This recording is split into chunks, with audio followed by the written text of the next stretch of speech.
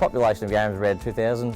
The club and also just this whole building and this whole area is your hardy community. The 18 showers are on all the time. It was in, have a quick wash and out, because they knew that if they didn't do that, the rest of their teammates wouldn't get a hot shower.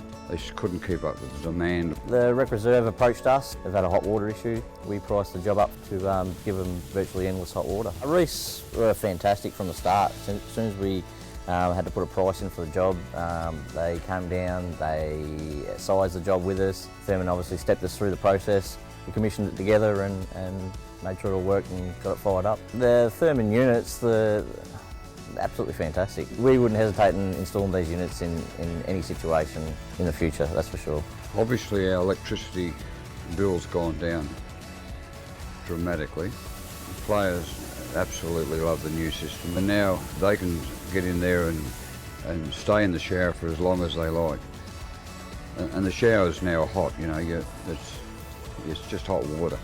It's a big commercial unit that we put in. It's important for the footy club to get hot water. It's the main aim, and and us to be able to achieve that goal for them as well at a cost-effective price.